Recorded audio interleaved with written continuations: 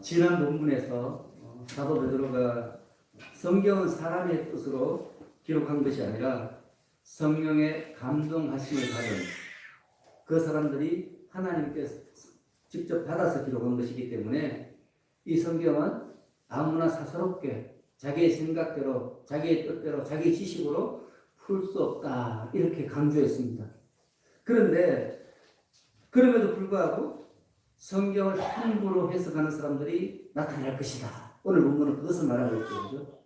그러면서 먼저 그들의 정체에 대해서 지금 말씀하고 있습니다. 여러분 오늘 말씀을 잘 들으시면 절대 이단에 빠지지 않습니다. 그래서 오늘 말씀을 집중해서 잘 들으시기 바랍니다. 자, 먼저 1절 함께 있습니다. 시작. 그러나 백성 가운데 또한 거짓 선지자들이 일어났으니 이와 같이 너희 중에도 거짓 선생들이 있으리라. 그들은 멸망하게 할 이단을 가만히 끌어들여 자기들을 사실 주를 부인하고 임박한 멸망을 스스로 취하는 자들이라. 자, 구약 시대에 거짓 선지자들이 일어나서 백성들을 타락시킨, 그리고 백성들을 구원에서부터 멀어지게 한 그것처럼 우리 신약의 우리들의 교회에도 거짓 선생들이 몰래 들어와서 거짓 가르침으로 성도들을 타락시키고 구원의 길에서 멀어지게 할 것이다. 그렇게 말씀하는 경고의 말씀이죠. 그죠? 1절 말씀은. 자, 여러분, 구약 시대에 있어서 선지자는 어떤 위치에 있었죠? 구약 시대의 선지자. 구약 시대에 있어서 선지자는 아주 특별한 사람이었습니다. 아주 특별한 사람. 사람들에게 하나님의 뜻을 전하고 예언하는 하나님의 전권 대사였습니다. 굉장한 사람들이었죠. 그래서 선지자들은 모든 사람들에게 존경받았습니다. 그리고 그 누구보다도 그들은 거룩하고 선한 삶을 사는 그런 존재였습니다. 여러분, 이 선지자는요, 절대 타락하면 안 되는 사람들이에요. 선지자가 타락하면 큰일 나는 거죠. 큰일 나는 거죠. 그런데 우리가 성경을 읽어보면 이 성경에는 참 선지자보다 거짓 선지자가 훨씬 많이 나타납니다. 참 아이러니하죠, 그죠? 선지자는 절대 타락하면 안 되는데, 그런데 진짜 선한 선지자보다, 참 선지자보다 거짓 선지자가 훨씬 많았다는 거예요. 이 거짓 선지자들은요, 이스라엘 백성들이 잘못된 삶을 살아요. 우상을 섬기고 불의한 삶을 사는데, 그런데 그들에게 회개를 외치지 않아요. 오히려 하나님께서 그러한 불의 가운데 심판할 것이 눈에 뻔히 보이는데도 그 사람들을 뭘 막는가 하면 평화를 외쳐요. 야, 하나님께서 너희들을 선택하셨어. 너희들은 선민이야. 그러니까 너희들이 무슨 일을 해도 하나님께서 너희들을 용서하실 거야. 오히려 너희들을 더 큰 평안 가운데 인도하실 거야. 이렇게 거짓말로 예언을 했어요. 거짓말. 그리고 그를 통해서 백성들은 점점 더 깊은 악에 빠지게 되었어요. 여러분, 이 거짓 선지자들은요, 하나님으로부터 아무런 계시를 받지 못했는데 그들이 뭐라고 말하는가 하면 나 하나님께서 계시 받았어. 하나님께서 말씀하셨어. 하나님께서 우리와 함께 하신다고 분명히 약속하셨어. 이런 식으로 거짓말을 하는 거예요. 여러분, 그러면서 당시 회개를 외치던 진짜 선지자들을 모함하고 핍박하고 죽였어요. 이 거짓 선지자. 여러분, 얼마나 많은지 수를 헤아릴 수가 없어요. 그 대표만 말하더라도 북이스라엘 아합 때요, 하나님의 뜻을 거스리던 거짓 선지자가 몇 명이라 생각하면 성경의 숫자가 기록해요. 400여 명. 여러분, 거짓 선지자가 몇 명이라고요? 400여 명이나 있었대요. 그 당시에. 그리고 여러분, 선지자 예레미야 시대에는요, 예레미야 빼고 모든 선지자가 다 거짓 선지자들이었어요. 여러분, 무섭지 않습니까? 여러분, 우리 하나님께서 뭐라고 말씀하시는가 하면 예루살렘 거리에 만일 정의를 외치며 진리를 구하는 자가 한 사람이라도 있다면 내가 이 성읍을 용서하리라. 그렇게 말씀하셨어요. 그런데 한 사람이 있었어요? 없었어요? 없었다는 거예요. 없었다는 거예요. 그리고 여러분, 호세아, 아모스, 미가 선지자, 그 읽어보면요, 그 선지자들을 대적한 이 거짓 선지자들이 굉장히 많았습니다. 어쩌면 구약 성경은 거짓 선지자들의 행전이에요. 그 정도로 거짓 선지자도 많습니다. 여러분, 참 선지자는요, 결과가 어떠하든 하나님의 뜻을 그대로 전했어요. 그 결과가 멸망이든 포로로 끌려가든 어떻든 간에 하나님의 뜻을 그대로 전했어요. 그런데 거짓 선지자들은요, 자기들이 지어낸 말로 사람들을 미혹하는, 사람들의 궁리를 만족시키는, 사람들이 뭘 원할까 생각하고 그들이 원하는 말을 하는 거죠. 점쟁이들처럼. 여러분, 점쟁이들 그렇지 않습니까? 그러면서 이 사람들은 뭘 했는가 하면 자기 주머니를 채웠어요. 그게 목적인 거죠. 자기 주머니를 채우는 거예요. 그런데 더 기가 막힌 것은 뭔가 하면요, 당시 지도자들은 다 이 거짓 선지자들의 손을 들어줬어요. 참 무섭죠, 그죠? 사람들이요, 하나님의 뜻보다 뭘 선택했는가 하면 자신의 궁리에 맞는 예언을 선택했었어요. 이스라엘 백성들이 그렇게 살았거든요. 그런데 여러분, 한번 생각해 보면 그들이 하나님의 뜻을 저버리고 악한 삶을 살았잖아요. 그렇기 때문에 그들이 잘못된 선택을 하는 것은 당연한 결과예요. 당연한 결과가 그런 거죠. 하나님의 뜻을 분별하지 못하는 것은 너무나 당연한 일이에요. 그들은 악에 깊이 빠져있기 때문에. 여러분, 우리가 분명히 알아야 될 것이 있어요. 그게 뭔가 하면 하나님의 손이 짧아서 우리를 구원하지 못하는 게 아니라는 거예요. 하나님의 귀가 둔하여서 우리의 기도 소리를 듣지 못하는 것이 아니라는 거예요. 여러분, 우리의 악함이, 우리가 악하기 때문에 우리 죄가 하나님과 우리 사이를 갈라놓은 거죠. 여러분, 그걸 아셔야 돼요. 여러분이 기도하실 때 기도 응답이 안 되는 것은 여러분과 하나님 사이를 갈라놓는 것이 있다는 거예요. 근데 그게 뭐라고요? 그 정체가 뭐라고요? 죄라는 거죠. 죄. 여러분들의 기도가 응답되지 않는 것은 여러분과 하나님 사이에 죄가 있기 때문에. 그래서 이 죄를 해결하면 여러분들의 기도 제목이 응답되는 거예요. 응답되는 거예요. 여러분, 우리 손에 다른 사람들의 원망, 아픔, 고통이 가득한데 우리 입술에는 거짓이 항상 뒤따르고 있는데, 그런데 그러한 모습을 하나님께 예배드리고 하나님께 기도하고, 여러분, 이것은 하나님으로부터 점점 멀어지게 하는 가장 어리석은 행동이에요. 가장 어리석은 행동. 여러분, 그런데 여러분, 오늘 본문에 보면 이와 같이 너희 중에도 거짓 선생들이 있으리라. 구약시대에 거짓 선지자가 있었던 것처럼 그와 같이 너희 중에도 거짓 선생들이 있을 것이다. 형태만 바뀌었지 그들이 그대로 나타날 것이라는 거죠. 여러분, 우리 예수님께서 이런 말씀을 하셨어요. 많은 사람들이 내 이름으로 와서 나는 그리스도라 하여 많은 사람들을 미혹하리라, 이렇게 말씀하셨어요. 그러면서 거짓 그리스도들과 거짓 선지자들이 일어나 큰 표적과 기사를 보여. 여러분, 거짓 그리스도와 거짓 선지자들이 뭘 보인다고요? 큰 기적과 이게 표적과 기사를 보인다는 거예요. 큰 표적과 기사. 그들도 기적을 일으킨다는 거예요. 사람 병도 고친다는 거예요. 그러면서 뭐라는가 하면 할 수만 있으면 택하신 자들을 미혹하리라. 여러분, 예수님의 이 예언의 말씀처럼 초대 교회 때부터 끊임없이 거짓 교사들이, 거짓 선생들이 교회에 나타났어요. 그리고 교회를 의지를 표시했고요. 교회를 타락하게 만들었습니다. 여러분, 이들의 정체에 대해서 성경은 뭐라고 말하는가 하면 복음에다가 뭔가 추가를 한대요.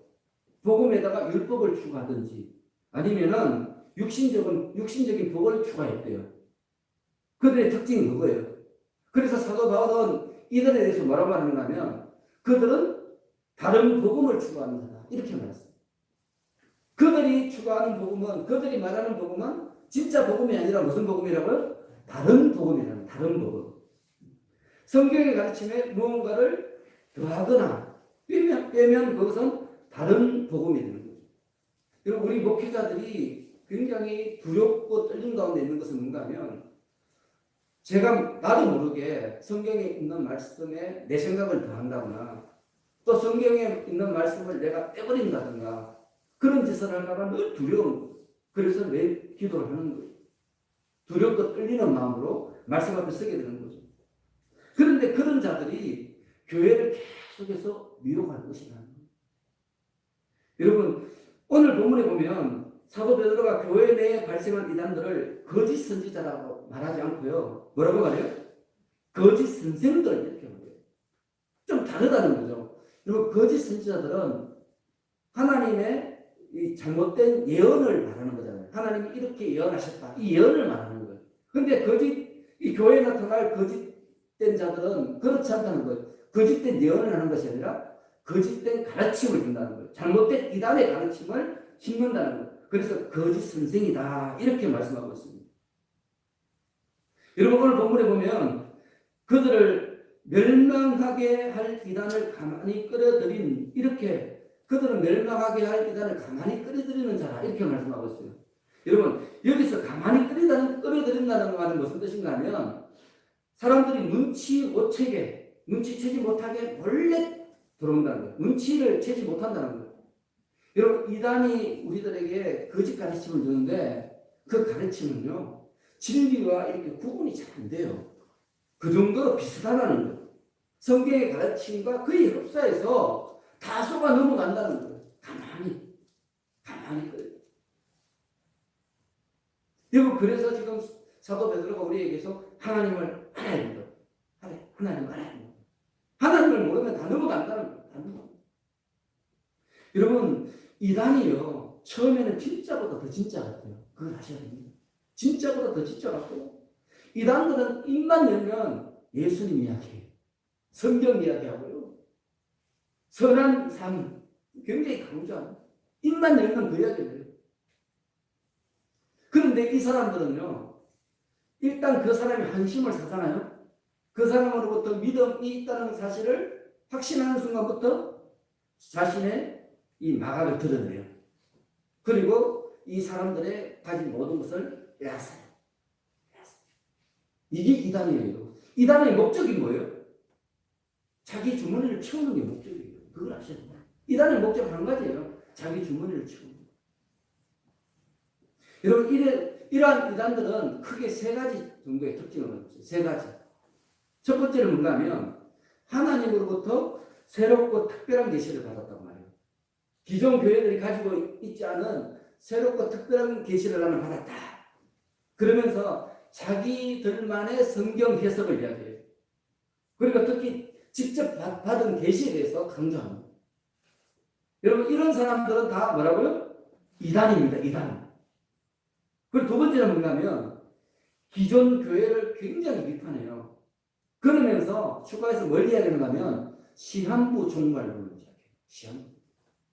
그리고 세상이 멸망할 것이라 공포심을 막 주입시켜요. 그를 통해서 기존 교회들을 다 자기들에게 유인하는 거죠. 막 공포심을 유발시켜서 야 너희 지금 그 교회에 있으면 멸망해. 그러니까 너희들은 거기서 빠져나와야 돼. 그러면서 공포심을 유발시켜서 그 사람들을 다 이렇게 자기들을 유인하는 거예요. 세 번째는 뭔가 하면 지도자의 권위를 굉장히 강조합니다. 절대적인 명종을 이렇게 요구하고요. 또 그들의 교주를 뭐 재림주다, 심판주다 이렇게 말해요. 여러분 나는 특별한 목사입니다. 이런 사람은 다 뭐라고요? 이단이에요. 이단. 절대 거기 들어가면 안 돼요. 이 세 가지는 절대적인 기준입니다. 이 세 가지 중에 한 가지라도 있으면 그는 이단에 속한다고 말할 수밖에 없어요. 여러분 특히 이들은요 사람들의 군의를 당기는 이야기를 많이 해요. 뭐라고 말하는가 하면 특별한 사람만 천국 갈 수 있는데 당신이 바로 그 특별한 사람이라는 거예요. 여러분 그런 말 들어보셨습니까? 이단들은 그렇게 말해요. 진짜 특별한 사람만 천국 가는데 당신은 특별하다. 그래서 우리가 당신을 택했다. 이런 식으로 위협합니다. 그러면서 주일 예배는 잘못됐대요. 안식일을 지켜야 된다고 그러고요. 성탄절이나 부활절이 이교도의 풍습을 모방하는 것이다. 이런 식으로 자꾸 왜곡하고요.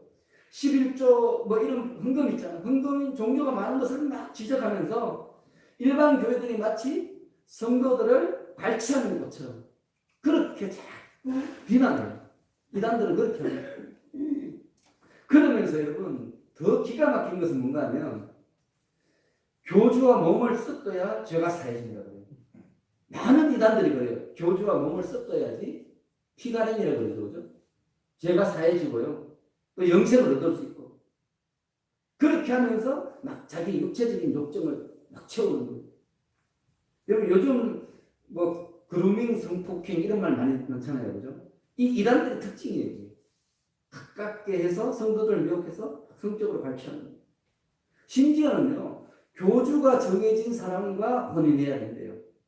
여러분 이런 이단 많습니다. 굉장히 많습니다. 또 교주를 위해서 자신의 모든 삶과 재산을 드리는 것, 심지어는 목숨까지도 희생을 강요합니다. 이단이 그런 것이에요. 여러분 교회가요, 여러분들이 알고 있는 교회가 제가 지금 말씀드린 것 중에 한 가지라도 있으면 그 교회 다니면 안 됩니다. 그 교회 다니면 멸망합니다. 여러분 많은 사람들이 그래요. 얼마나 어리석으면 그런 이단에 빠질까? 그런데 여러분 이단에 빠진 사람들 보면 굉장히 똑똑한 사람 많습니다.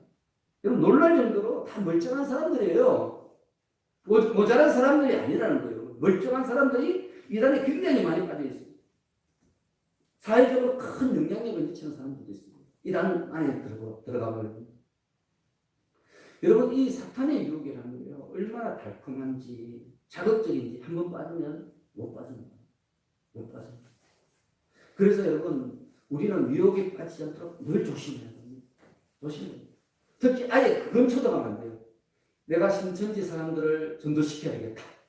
하나님 앞으로 다시 돌아오게 해야 되겠다. 신천지 들어가면 됩니까? 안 됩니까? 안 됩니다, 여러분. 여러분 들어가면 100% 당합니다. 왜냐하면 여러분들 성경 잘 모르잖아요. 성경 잘 모르잖아요. 하나님에 대해서 확실하게 아는 사람만 그런 일을 할 수 있어요. 그것도 쉽지 않아요. 가서 자기가 순교해야 돼요. 순교. 여러분 그들을 설득시켜서 내려놓는 게 아니고요. 그들을 대신해서 그들의 죄를 대신해서 내가 순교를 해야지 그들이 구원을 받는 거예요. 이 성경의 원리가 그거예요. 예수님도 그랬고 우리 사도들도 다 순교했지 않습니까? 그들을 설득한 게 아니에요. 여러분 잘 생각해 보시고 성경을 읽어보면 우리 사도들이 그들을 설득하지 않았어요. 그저 복음을 전하고요. 그들이 악하게 되면 악을 다 받아들이고 그들이 죽이면 죽음을 당했어요. 그를 통해서 그들을 믿음의 사람으로 이끌었죠. 여러분 그 이단을 변화시키는 것은 진짜 어려운 일입니다. 진짜 어려워요.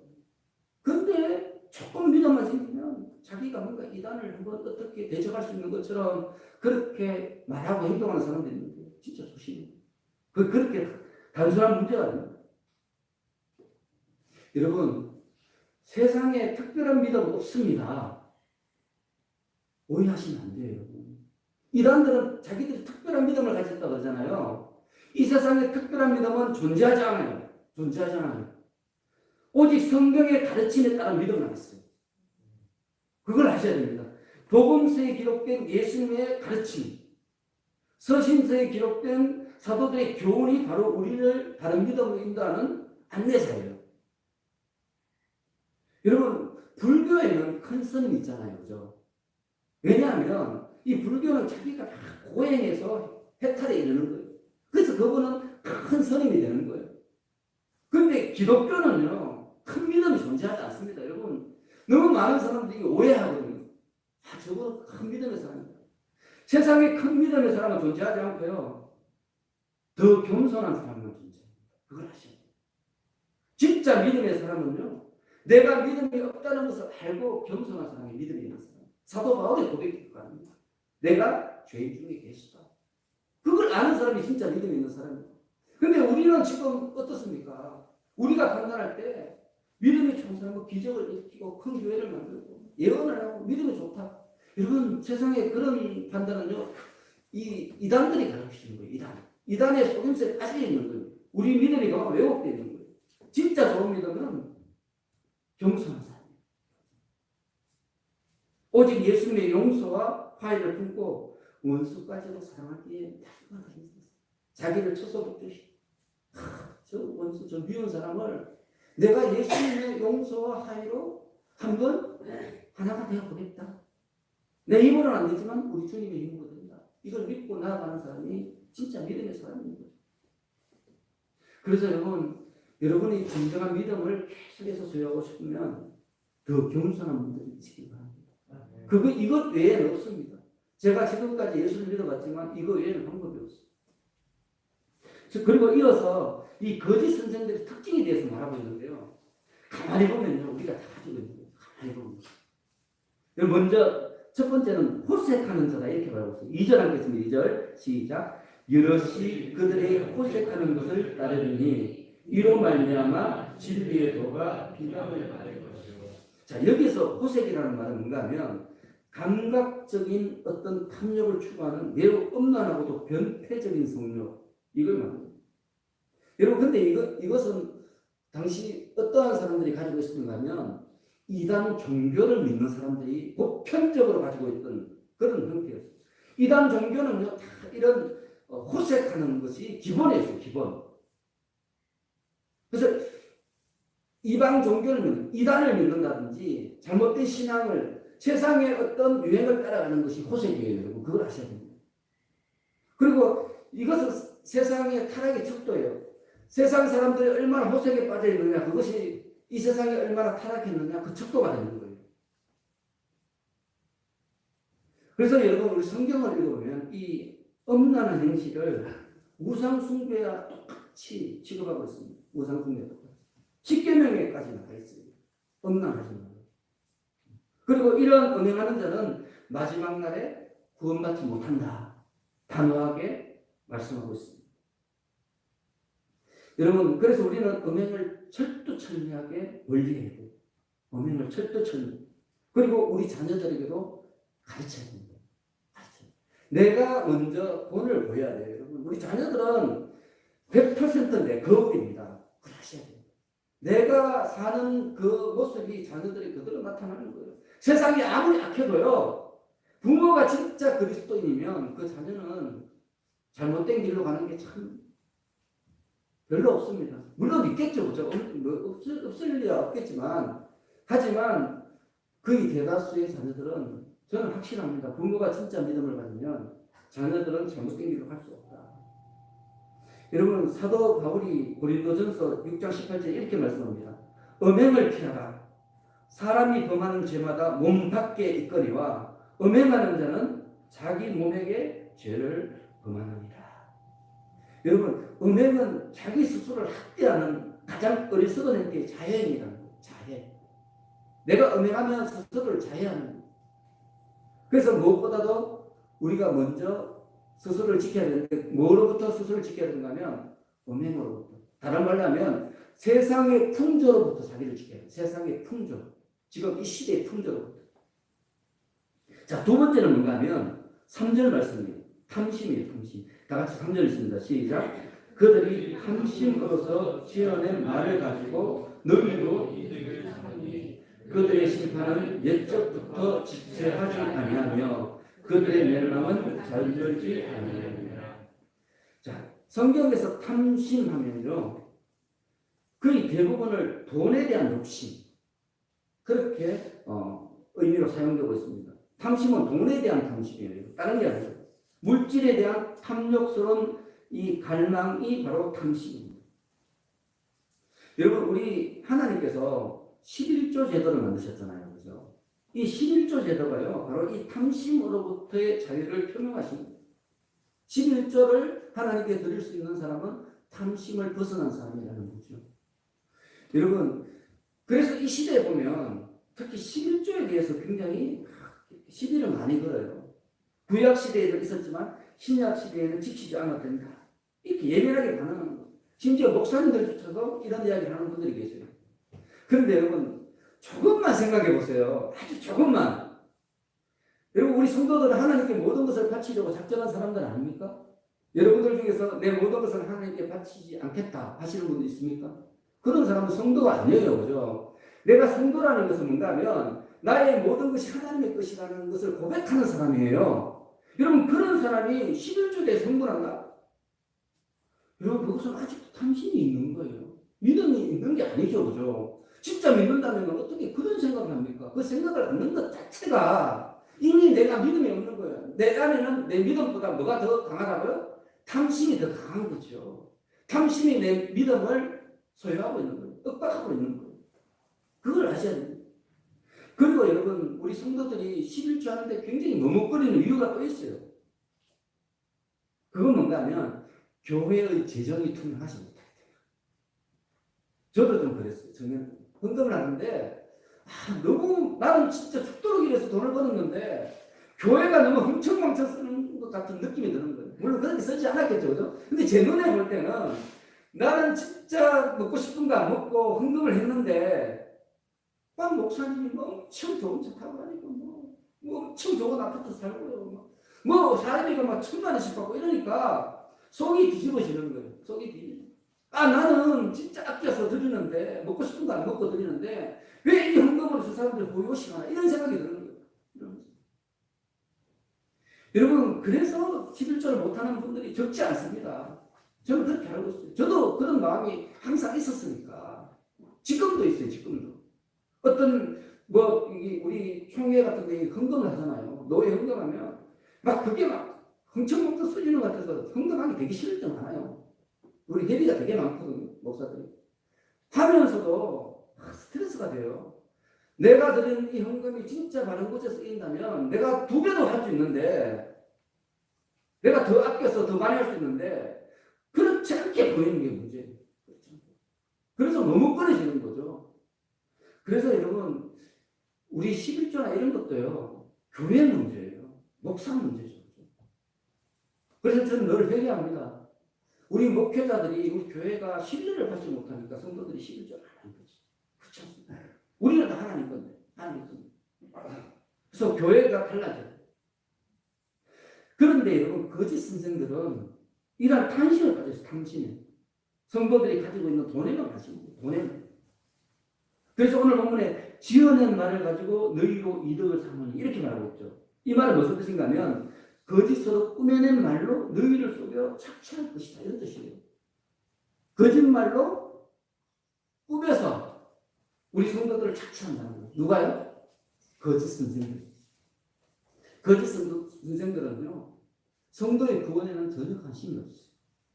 그들은요 오직 성도들의 돈을 가지치는 데 목적이 있어요. 그래서 성도들을 교묘히 만든 이야기로 이렇게 미혹해 성도들의 구미에 맞는 말, 예수 믿으면 축복합니다. 여러분 자녀가 좋은 대학 나갑니다. 여러분 남편이 성공합니다. 미사예요. 그 성도들의 모든 편의를 다 제공해요. 제공해요. 교회에 좋은 교육 시설을 만들어서 딱 아이들을 미혹해요. 아이들 오니까 부모도 따라하고 헌금을 내게 만들고 그 교회가 점점 커지는. 여러분 예수님 당시 한번 보십시오. 유대 종교 지도자들이요 성도들을 위한답시고 뭐라는가 하면 성전 안에서 소와 양과 비둘기를 팔았어요. 그런데 진짜 목적은 뭐예요? 성도를 위한 게 아니잖아요. 자기들 주머니를 채우는 것이에요. 그래서 우리 예수님이 성전을 도둑의 소굴로 만들었다 그렇게 말씀하신 거예요. 그들의 도둑들이에요. 거짓 이 선생들의 활동의 근본 동기는 탐식에 있었어요. 그걸 아셔야 됩니다. 여러분 오늘 이 시대도 마찬가지 아닙니까? 많은 교회들이 교회의 몸집을 불리고 돈 많은 사람들을 중심으로 교회 중심을 쓰고 정말 저는 너무 부끄럽습니다. 아니 장로가 되는데 교회에서 돈을 줘야지 왜 1,000만 원, 5천만 원 내라 그럽니까? 권사가 되면 오히려 교회에서 더 지원을 해주고 그들에게 사례비를 줘야 정상이지 교회에 헌신하는데 왜 권사를 채우면서 돈을 받습니까? 이 얼마나 이게 참 이 교회의 너무 한심하고 가슴 아픈 일입니다. 가슴 아픈 일. 그러면서 뭐라고 합니까? 하나님께 귀한 것을 드리면 하나님께서 더 귀한 것으로 채워주실 것입니다. 속 거짓말하고. 우리가 하나님께 귀한 것을 드리면 하나님께서 우리에게 뭘 주셔요? 고난을 주시잖아요. 성경이 말하잖아요. 고난 받는 것이 하나님 뜻이라고 성경이 우리에게 가르치잖아요. 우리가 점점 더 선한 삶을 살면 살수록 하나님께서 우리에게 뭘 주셔요? 고난을 주셔요. 왜요? 그 고난을 통해서 한 영혼을 더 살리라고. 우리에게 상급을 주시기 위해서 더 어려움을 주시는 거예요. 아무한테 그 어려움을 못 맡기니까. 진짜 믿음이 좋은 사람에게 그 어려움을 맡기는 거죠. 그죠? 그렇지 않습니까? 근데 우리는 예수 잘 믿으면 뭐 어려움이 없고 환난이 사라지고 나에게 매일같이 평안한 날만 오고 뭐 취업하면 성질이 축적되고 이런 걸 꿈꿔요. 이게 뭔가 하면 거짓 선생들에게 미혹당한 결과라는 거예요. 여러분 미혹당한 거예요 지금. 그런 생각을 갖는다면 내가 예수를 믿어서 부자가 된다고 생각하면 이미 여러분들 거짓 선생들에게 미혹을 당한 거예요. 성경 읽어보십시오. 그런 대목이 한 줄이라도 있는가? 없습니다. 없습니다. 우리의 삶의 목표는 한 가지예요. 하나님의 나라에 가는 거죠. 우리 성도들의 삶은 한 가지예요. 그것을 위해서 나그네 삶을 사는 거죠. 그런데 자꾸 그런 잘못된 거짓 가르침이 자꾸 넘어가는 동기가 뭐예요, 여러분? 탐심이 있어요. 여러분 속에 탐심이 있어요. 탐심을 버려야 되는데 이 탐심을 못 버리니까 자꾸 거짓 선생들의 말이 귀가 기울어지는 거예요. 아니 바른 말을 하는 목사 말은 설교가 지겹다고 하고 맨날 설교 시간 졸고요. 뭐 목사가 막 이러는 그렇지 뭐 이런 식으로 막 받아치고요. 예수 믿으면 복 받습니다. 뭔가 복 받은 사례에 대해서 감정에 대해서 막 설교를 많이 하면요. 성도들이 아멘 아멘 하잖아요. 그죠? 그렇지 않습니까? 여러분 설교 들어보면 예수 믿어서 복 받은 이야기 엄청 많아요. 그런데 여러분 설교 중에서 예수 믿어서 핍박받은 것을 복이라고 이야기하면서 설교하는 목사 보셨습니까? 보셨습니까? 근데 성경은요 예수 잘 믿어서 핍박받는 것이 복이라고 말하잖아요. 의를 위하여 핍박받는 자는 복이 있나니 천국이 저희 것이니라 분명히 말씀하잖아요. 그런데 우리는 반대로 이야기해요. 반대로. 그래 그런 목사님 설교는 좋다고 아멘 아멘. 야 누구누구 목사님 설교 참 좋더라. 은혜 되더라. 자기 탐심을 채워주니까 은혜가 된다는 거죠. 여러분 이런 걸 못 버리면요 여러분 다 지옥 갑니다. 제가 반론하는데요. 예수 흠 믿는 거예요. 차라리 예수 믿지 말고요 무당을 믿으세요. 훨씬 낫습니다. 진짜입니다. 진짜입니다. 예수를 믿는 건 그렇게 아니라는 거예요. 탐심을 버리고 하나님 나라를 소유하기 위해서 내 삶을 하나님께 바치고 한 생명을 구하기 위해서 내 일생을 하나님의 뜻 가운데 세워놓는 게 우리 믿음이라는 거예요. 여러분 근데 문제는 이 탐심을 어떻게 버리냐 그죠? 이게 문제예요. 그죠? 탐심을 버리면 이기잖아요. 우리가 진짜 믿음의 삶을 살고 진정한 고난 가운데서도 폭풍 가운데서도 예수님의 평안을 누리는 삶을 살 수 있어요. 근데 어떻게 하면 탐심을 버릴 수 있나 이거예요. 사도 베드로는 오직 한 가지라고 해요. 그게 뭐예요? 하나님을 바라는 거예요. 하나님을 알면 된다는 거예요. 내가 먼저 하나님의 은혜를 받아서 바른 믿음을 소유하고 그러한 믿음을 소유한 사람들로 교회를 세우면 된다는 거죠. 그래서 교회는요 무언가를 받기 위해 다니는 것이 아니에요. 하나님께 받은 은혜가 너무 커서 어떻게 하면 내가 가진 것을 더 많이 나눌 수 있을까? 더 귀하게 나눌 수 있을까? 그러한 사람들이 모인 곳이 교회가 되어야 되는 거죠. 그게 진짜 교회입니다, 여러분. 그리고 더 중요한 것은요, 여러분 오늘 이 말씀 잘 들으시고 이것만 기억하실 때 직분이 그 사람을 거룩하게 하는 게 아니에요. 너무 많은 사람들이 목사가 되면은 내가 거룩한 사람이 되겠지. 권사가 되면 내가 검사 인식을 받으면 장로 인식을 받으면 내가 거룩한 사람이 되겠지. 사람들은 그런 생각을 해요.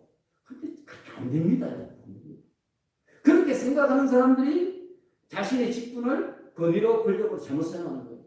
거짓 선지자들은 그런 생각으로 선지자가 됐기 때문에 거짓 선지자가 되는 거예요.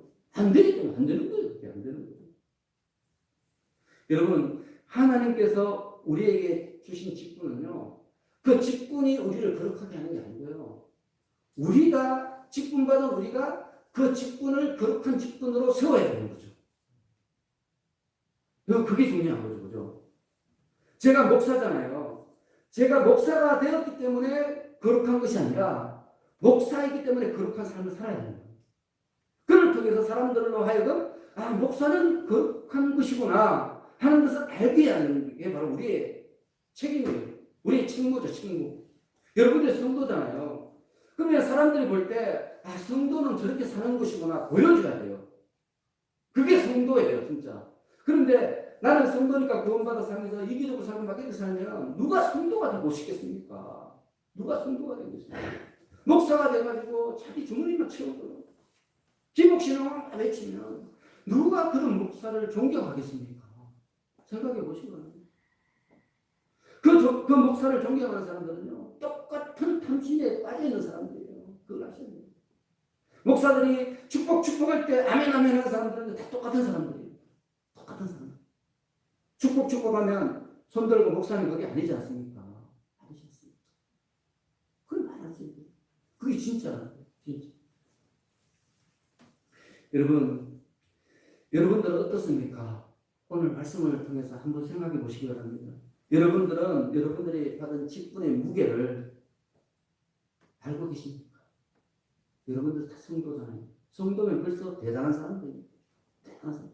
성도 중에서도 집사, 권사, 장로, 목사, 전도사 이 직분 받은 사람들은 진짜 대단한 사람들이에요. 근데 여러분, 여러분들이 받은 이 직분이 되도록 힘쓰고 계십니까? 힘쓰고 계십니까? 지금 그렇게 살고 계십니까? 그렇지 않다면 여러분들은 지금 거짓 교사들에게 미혹당한 겁니다. 버리셔야 돼요. 그 미혹에서 탈출하시고, 그렇지 않으면 여러분들은 끝까지 하나님을 알지 못하는 대로 있다가 마지막에는 멸망하는 자가 될 수밖에 없습니다. 여러분, 저 오늘 이 말씀을 보면서 다시 한번 스스로 돌아봤습니다. 제가 여러분들에게 말씀드립니다. 제가 목사로서 주어진 직분에 헌신하겠습니다. 그리고 하나님의 은혜를 받아서 바른 믿음을 소유하기에 힘쓰겠습니다. 거짓된 가르침이 우리 교회에 통하지 못하도록 항상 깨어있는 목사가 되겠습니다. 여러분 이를 위해서 여러분들도 주어진 직분에 최선을 다해주시길 부탁드립니다. 여러분 그렇게 하면 우리 교회가 많이 모이지 않더라도 하나님께서 기뻐하시면 돼요. 그리고 여러분 이런 일을 하는데요, 돈이 많이 필요 없습니다. 많은 사람들이 자꾸 돈 이야기하는데 돈은 많이 필요 없어요. 많이 필요 없어요. 그리고 여러분 생업에 지장을 줄 만큼 큰 헌신도 필요 없습니다. 저 요구하지 않습니다. 전혀 요구하지 않습니다. 오직 제가 여러분들에게 부탁하고 싶은 것은 하나님을 아는 분들이 되어야 합니다. 하나님을 아시는, 하나님을 아는 자만이 일에 동참할 수 있기 때문에 그런 거죠. 그래서 여러분 오늘 우리가 나의 부르심, 하나님이 나를 왜 부르셨는지, 나의 십자가, 하나님께서 지금 나에게 왜 이 십자가를 주셨는지 다시 한번 깊이 생각해 볼 수 있게 됩니다. 그럴 때 여러분 속에 탐심은 사라지고 여러분 가운데 성령님의 놀라우신 충만하심이 함께 하실지 믿습니다. 오늘 이러한 축복 여러분들에게 함께 하시기를 예수님 이름으로 축원합니다. 자, 기도하겠습니다. 하나님 아버지, 구약시대의 수많은 거짓 선지자들이 자신들의 호색과 탐욕을 채우기 위해 큰 소리로 거짓 예언을 일삼은 것처럼 오늘날에도 그와 같은 많은 거짓 선생들이 큰 소리를 내고 있습니다. 하나님 아버지, 그들로부터 저희들을 보호하여 주옵소서. 그러한 자들의 유혹에 넘어가지 않도록 하나님을 알기에 더욱 힘쓰되 겸손으로 허리를 동이고 하나님께서 주신 구원의 관여와 그 기쁨을, 또 맡겨진 직분을 가슴 깊이 품는 저희들이 되게 하여 주옵소서. 예수님의 이름으로 기도합니다.